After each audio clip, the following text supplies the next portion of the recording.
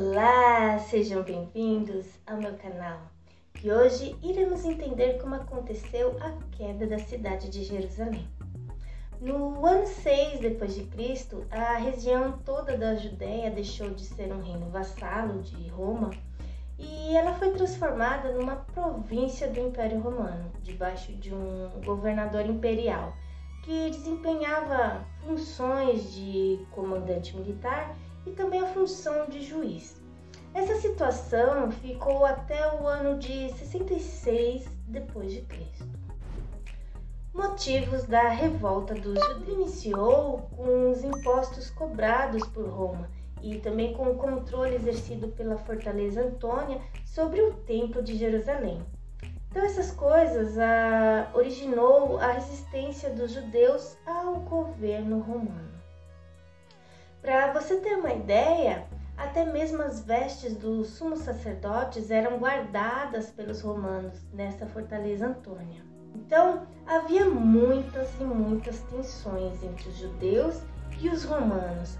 Porém, as tensões crescentes chegaram ao auge, foi no mês de maio do ano 66 depois de Cristo.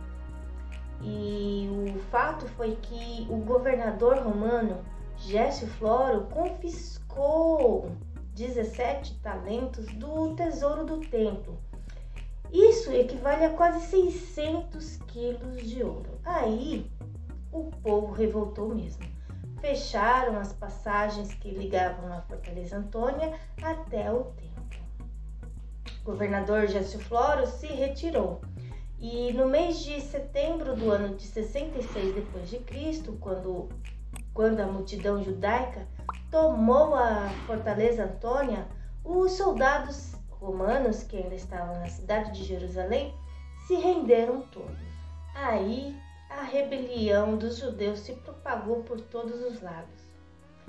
Pouco tempo depois, os rebeldes atacaram a fortaleza de Massada, perto do Mar Morto.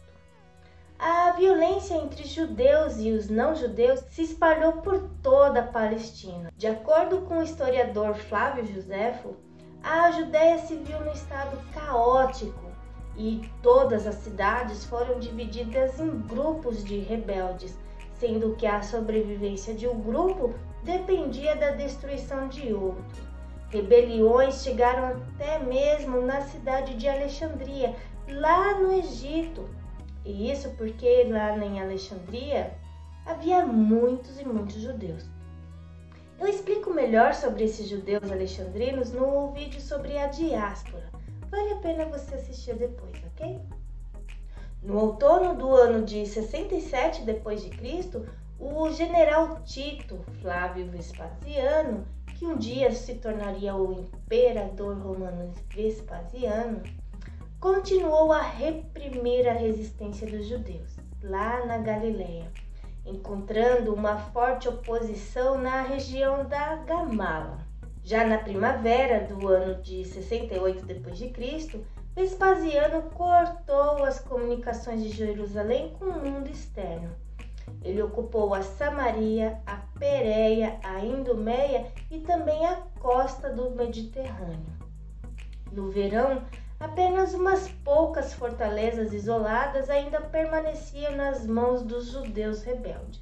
No dia 9 de junho de 68 depois de Cristo, quando preparava o ataque final para Jerusalém, Vespasiano recebeu a notícia do suicídio do imperador Nero. Mais que depressa, os judeus se aproveitaram da situação e o judeu chamado Simão Barjora tomou Hebrom, enquanto que outro líder rebelde, o João de Giscala, se proclamou o Senhor de toda Jerusalém.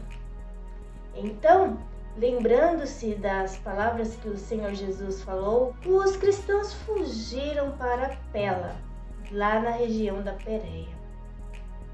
Mas, quando virdes Jerusalém cercada de exércitos, sabei então que é chegada a sua desolação. Então, os que estiverem na Judéia, que fujam para os montes.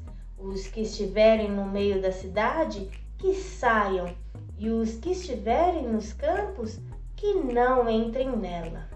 Na primavera do ano de 69 d.C., Simão Bar-Jora entrou em Jerusalém, uma vez que os outros líderes rebeldes se recusaram a reconhecer ele como o senhor da cidade de Jerusalém.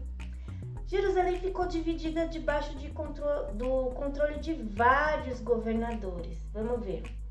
Simão Bar-Jora ocupou a cidade alta, enquanto seu filho Eleazar, ele ficou com o templo de Jerusalém. O restante da cidade de Jerusalém, incluindo a fortaleza Antônia, ficou nas mãos de João de Giscala. Então, durante o conflito entre esses pseudos líderes de Jerusalém, as reservas de cereais da cidade foram totalmente destruídas. O cerco a Jerusalém.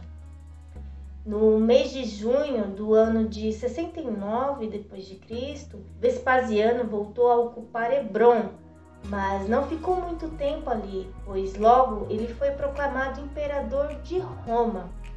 Assim, Vespasiano transferiu o comando a seu filho Tito, que iniciou o cerco a Jerusalém na primavera de 70 d.C.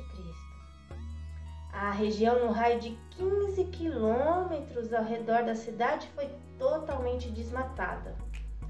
Em Jerusalém, os conflitos internos se intensificaram quando João de Giscala obteve o controle do templo e removeu Eleazar.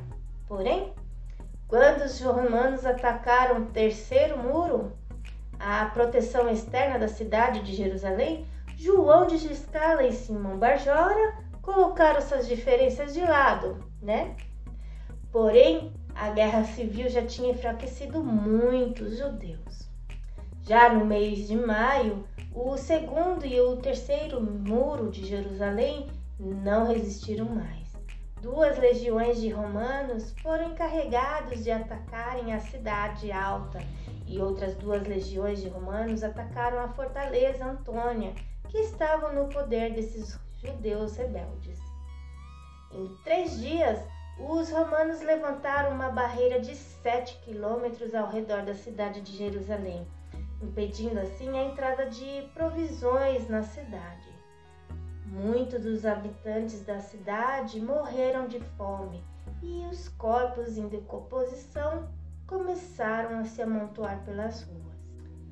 No mês de junho do ano de 70 d.C., a fortaleza Antônia foi tomada e iniciou o cerco ao templo.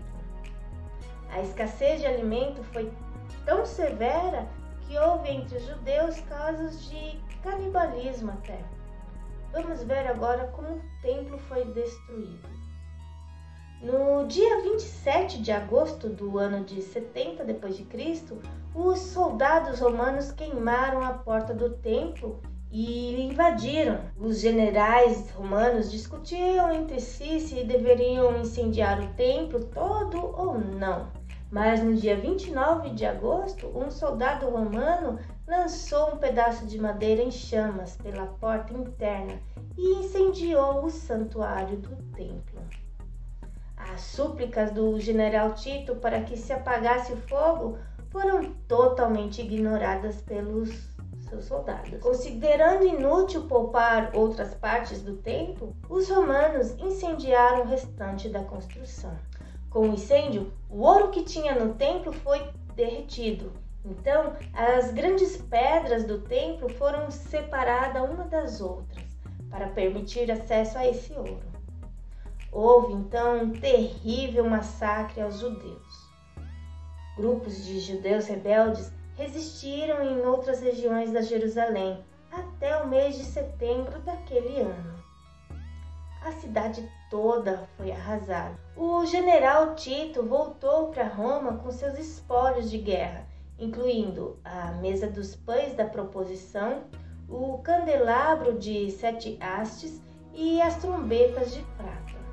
Esses objetos todos são retratados no Arco de Tito, que está lá em Roma.